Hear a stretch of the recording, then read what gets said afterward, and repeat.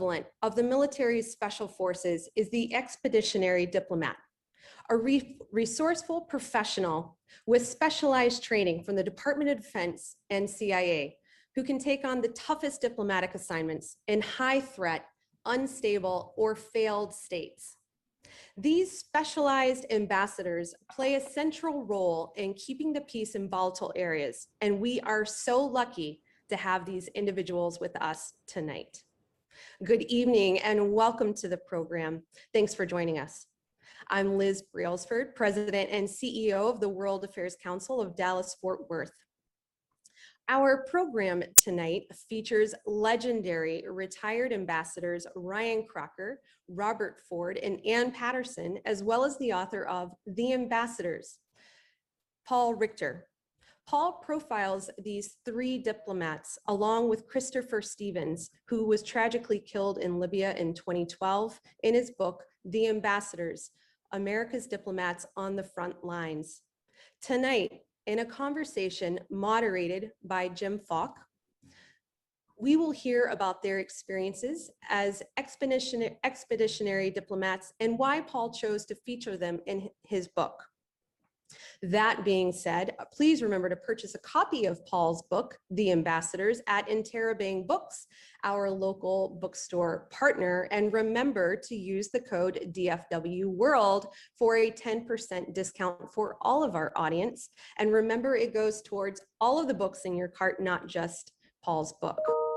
We have a full schedule of virtual programs, so of course be sure to check out our website at dfwworld.org for all of our newly scheduled events. And as I was previously posted at the World Affairs Councils of America in Washington, D.C., I'm very happy to be able to thank them, along with the Middle East Institute, for being partners of tonight's event. I'd also like to recognize the Cleveland Council on World Affairs, the World Affairs Council of Jacksonville, and the World Affairs Council of Tacoma for their promotional support. In addition to the promotional support we receive, we're also very grateful to all of our financial supporters. Tonight, I'd like to especially thank Jessica Colaney and Travis Kelly for their continued support of the Council, especially through their program sponsorship. Years ago, they were both interns at the Council and now some of our very generous donors. So thanks you too, and I hope I'm able to see you again soon. I'd like to remind everyone that you too can sponsor a program for $500 or $1,000, and to get in touch with our Alana Buen-Rostro at 956-466-1149 about sponsorship opportunities. Moderating tonight's discussion is Jim Falk, now serving as President Emeritus after his recent retirement. Jim served our council well for 20 years, and I know we're in for a treat as he leads the discussion with our guests. And now, Jim, I hand it over to you. And thank you, Liz, and thanks for inviting me to be with everyone tonight. And this is a discussion that will not take much leading. I think I'll just try to hang on. Let me quickly introduce Paul Richter. He covered the State Department and foreign policy as a Washington-based correspondent for the LA Times. And throughout a career of almost 3 decades, he reported from 60 countries. You mentioned the title of his book, The Ambassadors, America's Diplomats on the Front Lines. It was the 2020 winner of the Douglas Dillon Award on the practice of American diplomacy. And I read the book. Now it's hard to believe because it was probably about 18 months ago. And I was so eager to have all the ambassadors and Paul on the same stage here in Dallas. And in fact, we had it all arranged. And then the pandemic, of course, put those plans aside. But what struck me about the book was how Paul was able to tie so many of the complicated threads together. And as our viewers know well, when you're talking about the Middle East, that's really an impossible task. As I mentioned, we had planned to do the program a year ago. And so since we have so many people on the call, as your moderator tonight, I really am going to have a very minimal presence, I hope, and have encouraged all of our guests to engage in a conversation among themselves. My role will be to work in your questions. And as you know, I like to weave those into the conversation. So welcome to all of you and thanks for being here. And special thanks to Jessica and Travis as well. Ambassador Crocker had Jessica in some of his classes. So I know he's pleased to see Jessica as well. Paul, why don't we just start by, I mean, you wrote 2 other books. You covered foreign policy and defense for a number of years. What led you to write this book? And really, how did you select these 4 ambassadors? And I'm curious about your decision to include Chris Stevens. That must have been a decision you really thought about. Yes, thanks, Jim. So as you said, I covered foreign affairs for the LA Times for many years, from the 9/11 attacks till the end of the Obama years. And in that period, I noticed that during those years when the US was dealing with war and civil upheaval across the greater Middle East, top officials in the State Department kept turning to the same small circle of diplomats to be ambassadors to countries on the edge. Most ambassadors go to stable countries where bilateral relations have been largely worked out. But these diplomats were sent into chaotic situations where Washington was trying to figure out its course. And they sometimes had to take on huge tasks, helping form new governments, brokering deals between major blocs, helping oversee military operations sometimes. Their jobs were sometimes more like those of British colonial viceroys than normal ambassadors. And often they risked their lives in performing their duties. You could call them the best people for the worst places. And I thought I'd have a fascinating story if I talked about them. And it was a story that would provide insight into what the US had done right and done wrong in the region. So I focused on 4 career diplomats. Ryan Crocker, a 6-time ambassador who led the embassy in Iraq at the height of the Civil War, headed the embassy in Afghanistan twice, and was also ambassador to Pakistan in this period. Anne Patterson, who was ambassador to Pakistan at the height of the US drone campaign there, headed the embassy in Egypt in the turbulent period after its revolution, and was also acting ambassador to the UN in this period. Robert Ford, who was ambassador to Syria at the start of its civil war, was number 2 in Iraq, and was also ambassador to Algeria in these years. And also Chris Stevens, who was ambassador to Libya in 2012, when he was killed in the terrible militant attack in Benghazi. Stevens had earlier been the special envoy to the Libyan rebels and the number 2 in the embassy in Libya. So I talked to a lot of experienced diplomats, people like Bill Burns, the former Deputy Secretary of State, to get some ideas on who to focus on.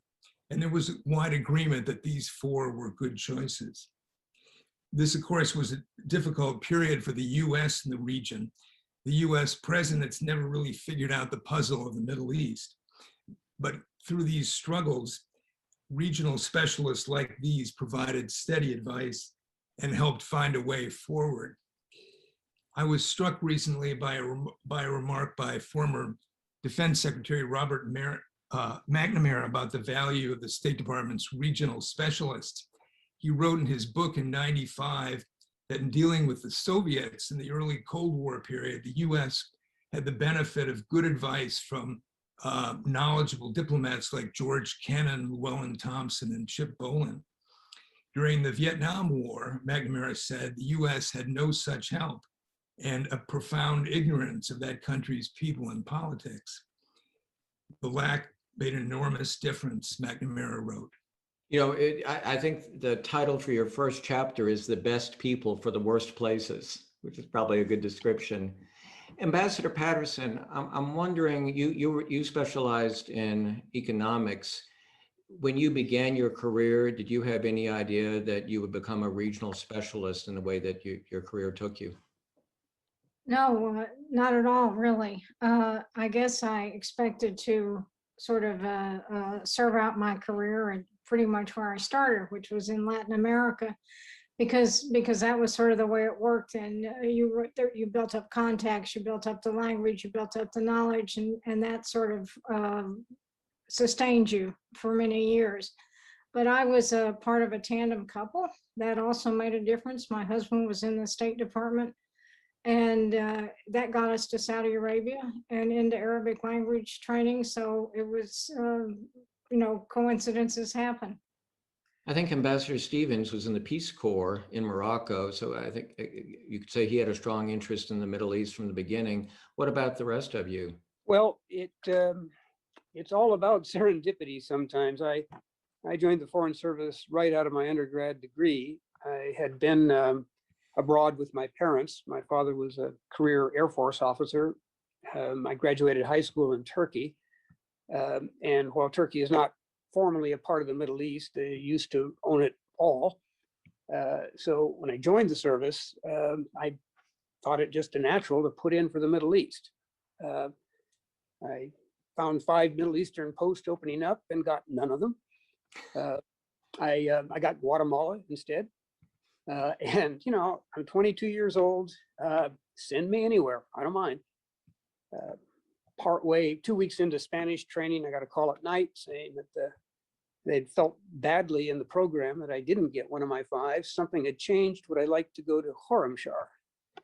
And I said, oh, yeah, sure. Yes, that's great. Come in tomorrow morning and we'll do the paperwork. I hung up, got the atlas out and looked up Khorramshahr because I had no idea where it was, but it had to be in the Middle East. And it wasn't. So serendipity to get to Khorramshahr, and then serendipity the rest of the way. I didn't really ask for specific assignments after that. I just got them, and they were all in the Middle East. What do you think about this, that some countries put a lot more emphasis on regional specialization, while typically the State Department has not? Are you for that or not? Ambassador Ford. I think it's a mixed bag, frankly. It's hard to learn Arabic, and it takes a lot of time. And it's a shame after a person spends a lot of time mastering the language to only use it for a couple of years and then never return to a part of the world where you would use it again. And frankly, if the US government paid for your training, it's probably not the best use of taxpayer money. But on the other hand, I do think that bringing fresh perspectives to a problem perspectives from outside the region, sometimes can be useful. When I was in Syria, I often thought we needed more people who had worked in places like the Balkans. Full disclosure, I had the pleasure of going to Afghanistan thanks to Ambassador Crocker, who a few years ago, I think it was 2012, invited a half dozen World Affairs Council leaders to be at the embassy and do a fact finding that was so valuable. And so we had the opportunity to watch the ambassador with President Karzai. And I'd like each of you worked in your ambassadorial positions with some pretty challenging, tough people. Ambassador Ford, did you have much contact with Bashar al-Assad? Only met him twice. And I have to say, Bashar al-Assad speaks fluent English. He'd studied medicine in the United Kingdom, in London. Cannot say that the meetings were particularly remarkable. He was polite. Frankly, he didn't have a lot of presence compared to some of the other presidents and prime ministers that I had met during my career in the region, people like Hosni Mubarak or Iraqi President Jalal Talabani, who had a certain air about them, rather lacking in Bashar al-Assad, frankly. To be honest, the toughest characters that I dealt with, I'd be interested what Ryan thinks about this too, but I thought the toughest characters I dealt with actually were the Iraqis. Ryan, I think I tossed it to you. That I would completely agree with that. The Iraqis are known as the toughest guys and gals on the Middle Eastern bloc, and they like that reputation. One of the jokes that was in circulation was that Hajjaj bin Yusuf, one of the companions of the Prophet back in the day, heading to Pakistan to spread the message of Islam, had to detour into Iraq because it was in rebellion, which he put down in very bloody fashion. And Iraqis like to say, Iraq has only been ruled twice by individuals who knew how to wield the club. One was Hajjaj bin Yusuf, the other was Saddam Hussein. It is no place for those who insist on following Robert's Rules of Order. We are definitely going to talk about what's happening in Afghanistan today, but Ambassador Crocker, tell us a little bit about the relationship, the personal relationship that you had with Karzai and how you were able to navigate Washington and be, in a sense, his supporter, but also give him tough messages. Well, thanks for the question, because it really is all about personal relationships. Sometimes they can be adversarial, sometimes not, but they are key. I had the privilege of going out to reopen our embassy after the overthrow of the Taliban. I got to Afghanistan just very beginning of 2002. Karzai had gotten there just about 10 days before me, coming out of the Bonn conference, which had anointed him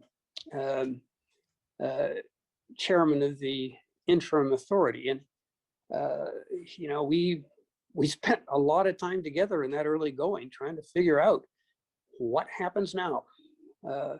And Paul captures this in his book, One Early Breakfast. He said, we need a flag. What should it look like? Sketched it out on a napkin, made a few adjustments, handed the napkin to a staffer and said, go down to the market and have them run one up. Now, that is today's Afghan flag. So we developed a pretty close bond under those circumstances. I left Afghanistan to start working the Iraq thing in the spring of 2002.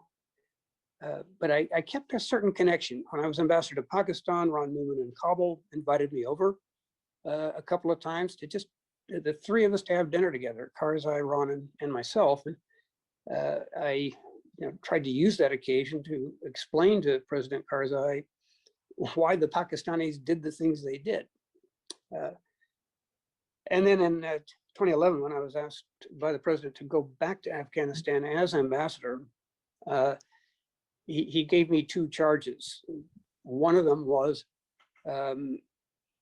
recalibrate and revive the relationship with Karzai. It had gotten pretty bad between him and us for reasons partly his fault, partly ours. But I was able to draw on that time before. And sometimes we had some pretty tough conversations, but we did agree that we would not attack publicly the other, that we would yell at each other privately, and by and large, that held. Ambassador Patterson, do you have to do shuttle diplomacy between the military and President Morsi, or how did you handle that? Well, yes, and I think developing relationships at the higher level of government is probably the most critical job that an ambassador has. And a lot of shuttle diplomacy, both in Pakistan and Egypt. And keep in mind, though, at least in most cases, the American ambassador has access, because you then during our careers, it was the height of American power. So you could get in the door, which a lot of ambassadors couldn't do. Almost invariably, people at the highest levels of government were willing to receive the American ambassador. General, now President al-Sisi, told me when I left that I'd met with him 32 times. And I would just sit there late at night in his sort of sitting room and listen to him talk about every conceivable subject. So they have to hear the bad news from you. You have to be able to deliver the bad news in a polite and perhaps even a humble way, because lots of people expect the US ambassador to throw his or her weight around. So you have to be careful not to comply with that stereotype. But yes, toward the end, I did a lot of shuttle diplomacy that turned out, frankly, not to work. I want to spend a little bit of time talking about the State Department. And Paul, let me bring you into the conversation. We have a question from Mr. Dixon, or could be Miss, excuse me. What condition is the State Department in after the last administration, in your view? Well, I think the ambassadors can speak to that too, but what's happened is there's been a lot of openings were left in the structure. A lot of the most experienced people left because they thought there wasn't a place for them.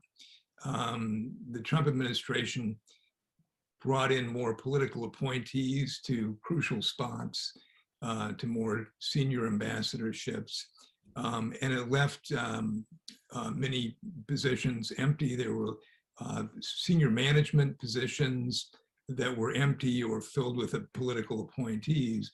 And so I think a lot of the Foreign Service staff were kind of hoping that that the Trump team would be replaced by the new administration that was more, on their wavelength. And I think that's what's happened.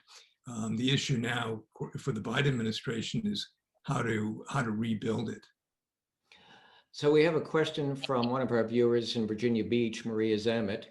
Given the increasing proportion of political appointees as ambassador, particularly in the last administration, what is the future for expeditionary diplomats, or will they always have a place in countries of conflict? Ambassador Crocker, we'll let you do that one. Well, it's a great question. And as you would recall, Jim, Maria was with you on that delegation. She had led a previous one when I was ambassador to Iraq. And I just like to put in a plug here for the World Affairs Councils. Almost 100 of them now across the country. Beyond question, they are a critical link between the world of Washington foreign and national security policy and the people of our country. They play a huge role in bringing these complex issues to the citizens of America. And the Dallas-Fort Worth chapter is among the very, very best. I just did want to get that down, as particularly just Jim, as you and Liz do the handover. Nothing quite like it. In terms of political appointees, it is unique among major powers to us. All of us career types really don't like it. We've seen the percentages climb under, frankly, both Presidents Obama and Trump. Hope very much that President Biden is going to reverse that. And I'm encouraged by the appointments he is making in the foreign affairs arena. Bill Burns, mentioned before, is on tap to be Director of Central Intelligence, again, a career Foreign Service officer who served as Deputy Secretary of State. And then folks like Jake Sullivan, National Security Advisor, Tony Blinken, Secretary of State. These are not career officers, but boy, they've been in this so long that we tend to think of them that way. Do any of you see a place for career, political appointees? Can I Go say ahead, that? Ambassador Ford, and then Absolutely. I want to say that I was very fortunate in my career because I worked for two absolutely extraordinary political appointees. One was Senator Jack Danforth, and when he was ambassador to the United Nations. And the second was somebody from whom I learned a great deal, and that was Morris Abrams, who had been president of Brandeis and a prosecutor at Nuremberg and head of the president of the Conference of President of American Jewish Organizations. And he had a very different way of looking at things that was very instructive. Plus he knew everybody on the planet. So that was sort of fun too.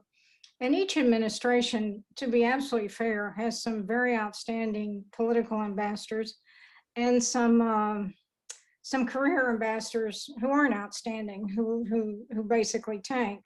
So yes, there are lots of good political ambassadors, and there's certainly a place for them, I think, in our diplomatic service. Ambassador Ford, no, you had your hand up. I was just going to say, when I was the American ambassador in Algeria, the American ambassador next door in Morocco, Tom Riley from Silicon Valley, was outstanding and avoided the sort of clientitis that a lot of ambassadors get. They almost forget they're representing the United States and not the government of the country to which they're accredited. Tom was outstanding, and I know his staff liked him because my wife was on his staff and I heard a lot of gossip. So I think it depends on the person. What I will say, and answer your question, Jim, about expeditionary, not sure I like the word, but it makes it sound really marvelous. I don't think you're going to get a lot of political ambassadors that want to go out to countries either where there's a lot of violence or there's a lot of terrorism or instability and civil wars. My experience in the State Department, I don't know what Anne and Ryan think, is political appointees usually like to go to places where the order of the day is maybe a nice dinner, a nice reception, maybe a little less of the bodyguards and the shell fire. So, and the other thing I would just say is most political appointees don't speak a lot of foreign languages. And to the extent that you want to send people into tough situations who can speak the language, maybe have a little regional experience, you won't find many political ambassadors who fit that bill. There are a few, but they are the exception, not the rule. And I should mention that here in Dallas, we've had some exceptional political appointees, Bob Jordan and Jim Oberwetter in Saudi Arabia, Catherine Hall in Austria. So there's certainly an argument to have them. Let's do this. I'm going to ask you each to take 45 seconds to a minute on this question. Mark Grossman, who many of us know, past chairman of the World Affairs Councils of America. Nick Burns worked on a study that was supported by Harvard. Council on Foreign Relations came out with a study about reforms for the Department of State. Let's start with you, Ambassador Patterson. What are the reforms that you'd recommend and how achievable are they? And let's each of you take about a minute. So the report done by Mark Grossman was basically honcho by Belford Harvard. And there's a second report done by the Council on Foreign Relations. And they're both excellent. The Mark Grossman report has actually more actionable items. And the first one to start with, because this is absolutely key, is getting more people for the Foreign Service. It's necessary, but not sufficient to revitalize the State Department. And that will enable us to train people more than we do now, which is hardly at all. It will enable us to staff more effectively posts like Pakistan and Algeria, difficult posts where people don't stay long enough to know where they're doing. So that's the place to start. Then the Foreign Service needs basically a total revamp of its educational and training system, which the Grossman report goes into in quite some detail, where people can take a year off and study like they do in the military.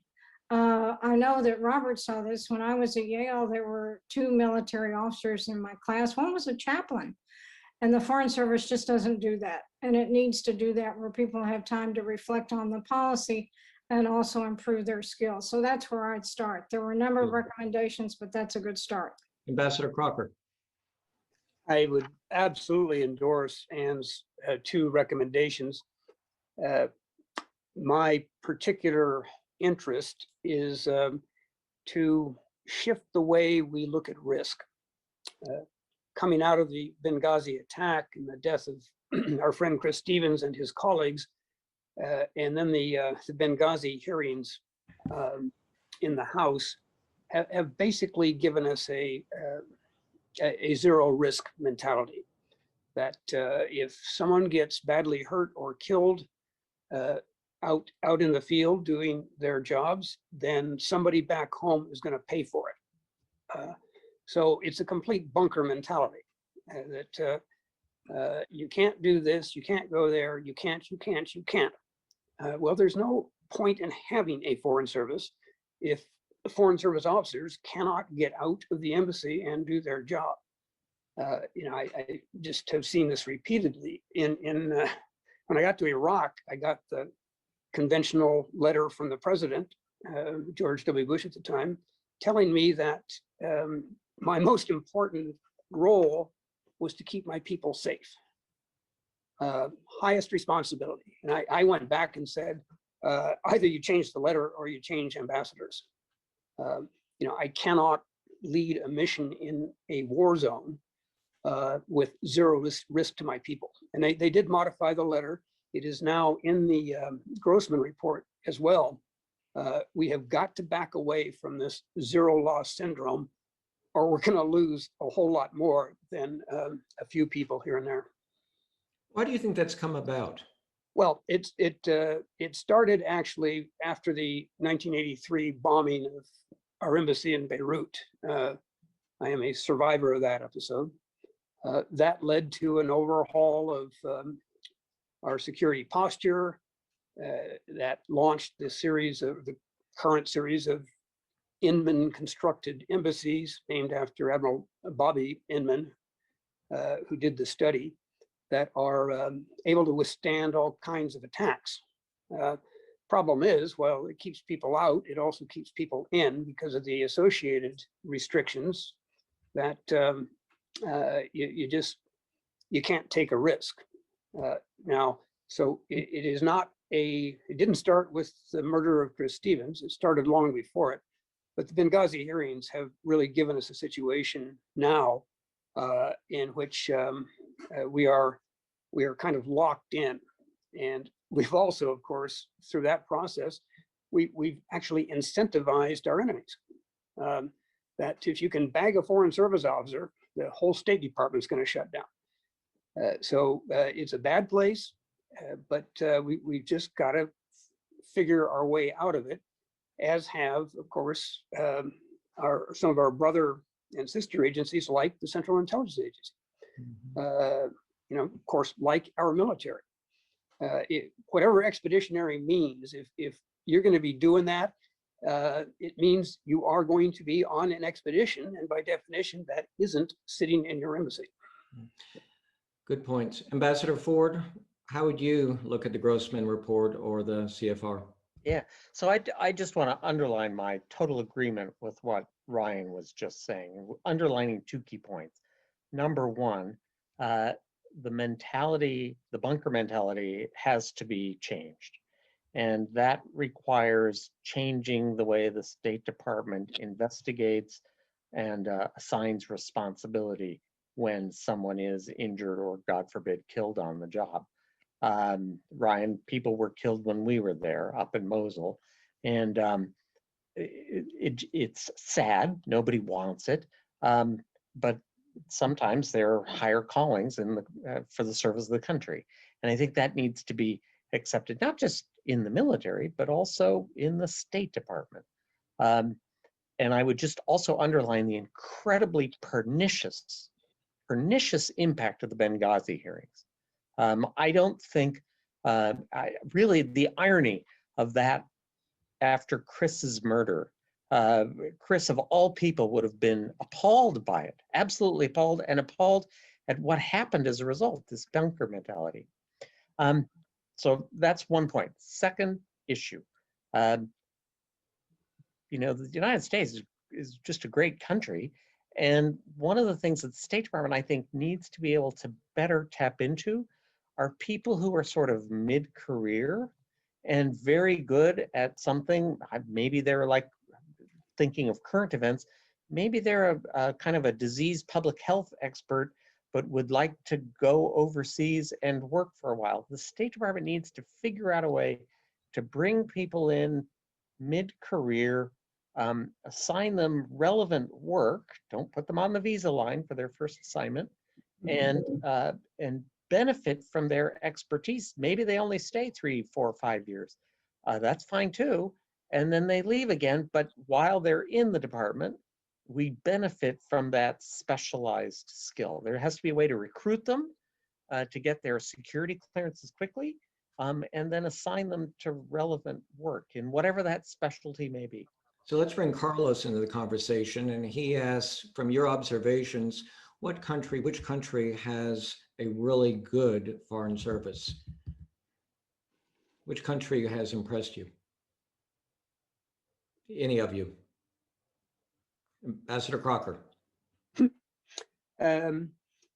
Clearly, other countries put more time and effort into equipping their diplomats with skills to work in difficult but important parts of the world.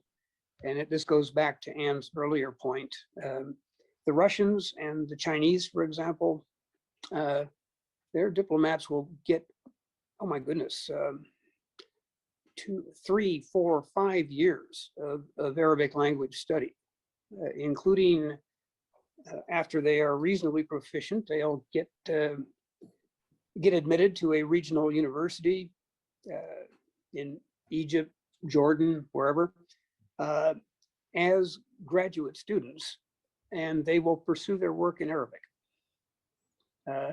Not only do they have superb language skills, they get to know their classmates. They develop those personal questions, because these are people who are going to go on to big things in their own countries. Ambassador Patterson, how do you see it? I see that, yes, some of them, the Japanese, for instance, put people in language school and don't let them go back to Japan for 3 years. So a lot of these services, my own experience is the Brazilians do a great job. The Egyptians are good. There are a number of these smaller countries that basically concentrate like a laser on their diplomatic service. And the other thing they do is they also maneuver very well in the multilateral system, where the US has, frankly, I think, lost ground dramatically in the past few years. So you'll see some of these smaller countries play a wildly disproportionate role in the United Nations, and importantly for us, in the UN specialized agencies. But there are a number of countries. We have a question from one of our, he's almost on every webcast and we appreciate it, and that's Ray Termini.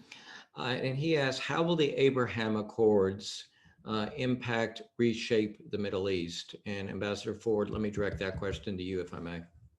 I think it's, well, two comments. Number one, they build on something that was already there, but was less visible. There were already contacts between the United Arab Emirates, for example, and Israel. There were already contacts between Morocco and Israel, but they were not very public. Now they're public, and I think you'll start to see more public types of collaborative work, whether that be in business. Could imagine it might be in defense. I've seen reports that perhaps Iron Dome surface-to-air defense systems might go from Israel out to the United Arab Emirates to deal with Iranian missile threats. I don't know if that's going to happen, but it kind of gives you an idea of what might be possible. I would also add this as a cautionary note. The Palestinian issue does not go away, and sooner or later, Israel will still have to deal with that problem, and the Abraham Accords don't really address it. Steve Cotton asked, do you see anyone on the Palestinian side that could be a true leader? Do any of you see anybody on the Palestinian side that could be a true leader? I take that's you all are diplomatic in saying no. No, it's not an issue in which I was involved. That kind of went to the professional peacemakers in the administrations. Dennis Ross and others. Exactly. But those people are out there. Clearly they are. One thing that Palestinians have had, of course, is an opportunity for higher education. For all of the misery and misgovernance and hostility from the Israelis, it is an open society in which one can pursue a serious education. They badly need real leadership, and linking that back to the Abraham Accords, what this may do in an interesting sort of way, is give the Palestinians more latitude to find their own future and their own relationship with Israel going into that future. Because truly, since the establishment of the state of Israel on lands, of course, occupied or held by Palestinians prior to the establishment of the Israeli state, arguably the willingness of other Arabs to fight Israel down to the last Palestinian has had a whole lot to do with the Palestinian plight today. So again, as more Arab countries pursue bilateral relationships with Israel, again, almost perversely, the Palestinians may find more freedom and more scope of movement vis-a-vis the Arab countries and Israel than they had in the past. Ambassador Patterson, I'd like to move to this subject, and it involves the role of the U.S. military and how it works with diplomats and the overall, I think all three of you would agree, somewhat the militarization of our foreign policy. Tell us about how you worked with the heavy U.S. military aid presence in Egypt. Well, mostly, I mean, really, we worked very satisfactorily. The head of the military assistance unit was a two-star general. When I was there, he was then a four-star. He was head of the National Guard. In all my posts, I think we've had very good relations with the military components. But going back to a point that both Ryan and Robert raised, one of the problems with the militarization of the foreign policy right now is that State Department is absent. For instance, in parts of Syria, we're closed down entirely in Libya and Yemen. So of course the U.S. military fills that vacuum, and they don't want to, and they're not trained and equipped to do so. They want us back out there doing our jobs. But I think most senior ambassadors would tell you the same thing, that they've worked hard to have good relations with the military, and for that matter with the CIA as well. Ryan, Ambassador Crocker, what are your thoughts?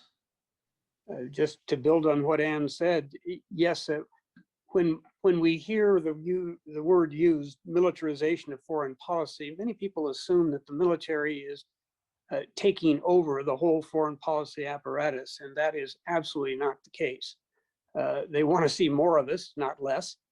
They have very high regard for our officers that they in the military have served with.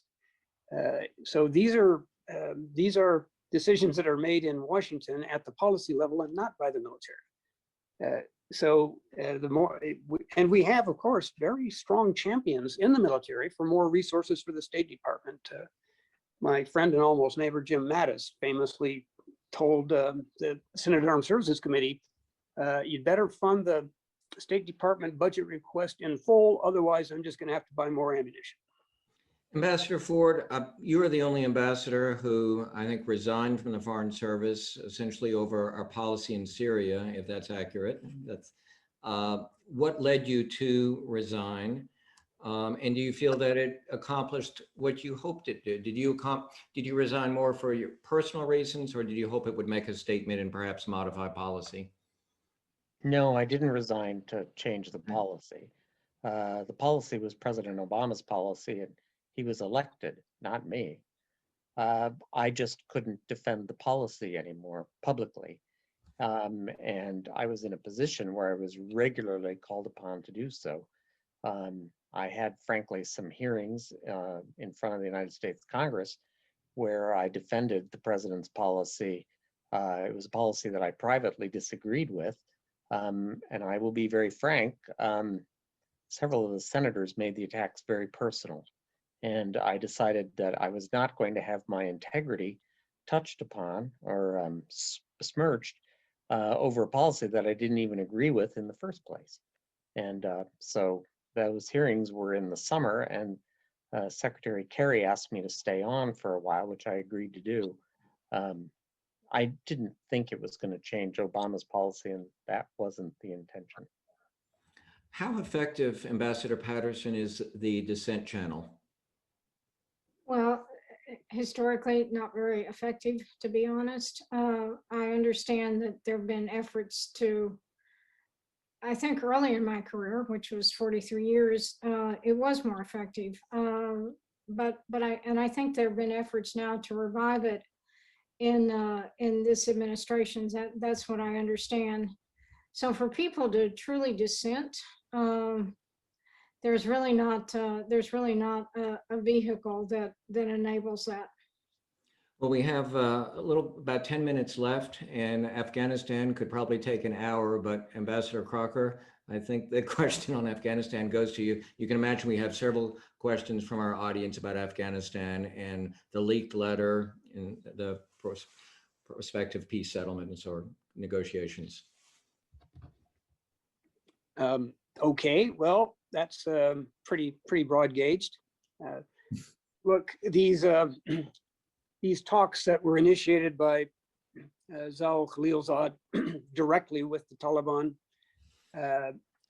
was probably the worst possible thing we could have done if we seek some level of stability in Afghanistan to protect our own national security interests.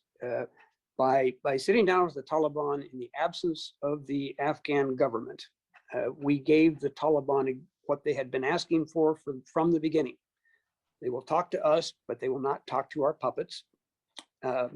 So simply by sitting down that first time, the Afghan government was delegitimized in a very serious manner.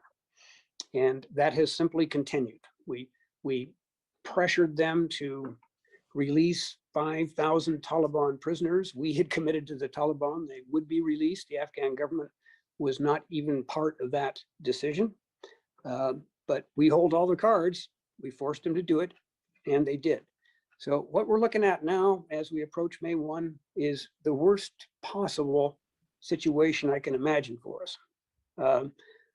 Either President Biden extends the period because the Taliban have met none of their own undertakings, in which case I think there is a very high likelihood the Taliban's going to start shooting at our folks in Afghanistan. We've had exactly one combat casualty in the past year. If the president elects to stay, I think that number is going to go up. And as we look at the political tenor around this country, that will be unacceptable. So if we leave, of course, let's face it, let's be clear about this. The Taliban will retake the country, or at least most of it, in what will be a horrific civil war. And in that war, those who will bear the greatest pain are going to be the Afghan females, girls and women, that successive administrations, starting with George W. Bush, did everything they could to empower with the implicit understanding that if you women step forward, we've got your back. But now it's, oh my goodness, look at the time. It's been real, but it's time to go. Goodbye and good luck. What level of troops do you think? What level of troops do you think we should have? I am not in a position to judge that. The importance of our troop presence is not the firepower they bring. We've not been involved directly in combat operations for quite some time now. It's the signal it sends. If we have deployed forces, by definition, the country in which they are deployed is a top-tier priority for the administration. That everybody holds their punches because, you can get the full wrath of the greatest power on earth down on your heads. So it's at this point more symbolic than it is actual, but symbols really count. Do either of you, Ambassador Patterson or Ford, wish to add or anything to what Ambassador Crocker just said? So let me make a couple comments. Here the Biden administration's options are all bad, and some may be slightly less bad than others, but they inherited, as Ryan says, an extremely difficult hand here. And my fear is that if some settlement is not reached, that the U.S. shall just withdraw precipitously. And I entirely agree with Ryan that it's not about the firepower that these forces can fight, it's about confidence. it's conveying confidence to everyone. So I thought this approach by Tony Blinken and the peace conference and engaging the UN, it's worth a shot to see how it plays out, to see if he can delay the departure date. It's been 20 years. When I was in Pakistan, we were spending $10 billion a month across the border in Afghanistan. And like I say, the options here now are really all bad. Quickly moving to Syria, Ambassador Ford, do you see what options does the Biden administration have? Is there any way for it to take a for the United States to take a leadership role is one of the questions that we have coming in from our audience. So first of all, on this, the 10th anniversary of the Syrian Revolution, it's obviously a huge tragedy. That's the first, maybe the most important point. Second point is Paul mentioned Bob McNamara's book in retrospect about Vietnam. And one of the points that McNamara makes at the conclusion of his mea culpa about the mistakes the Americans made in Vietnam is he said, it's important to recognize that there are some problems overseas that America just cannot fix. And I think Syria absolutely now falls into that category. Whatever window there was where the Americans could have helped bring about a settlement to a tragic conflict and civil war, I think that window is closed. The window is closed. I do think there is a role still for the United States to play in terms of helping Syrian refugees. Half the country has had to flee their homes. They're either outside of the country in places like Lebanon, where the conditions are particularly bad, but also in Jordan, Turkey, other parts of Europe and the Middle East. I think the Americans focusing more effort to generate resources from the world, not just American resources, but worldwide, would be particularly useful now. We have a challenge coming up. There is a part of Syria in the northwest that the United Nations is responsible for getting humanitarian aid into, food, medicines, vaccines for the virus right now. That part of Syria is still under opposition control and it's blockaded by the Syrian government. And the Russians are now saying they're going to remove the UN operation. They're going to use their veto in the Security Council to shut down that UN operation. That would be in early July. And I think if they do that, the United States will have to lead an effort to stand up a new humanitarian aid operation to get aid from southern Turkey into those 2.5 million displaced civilians.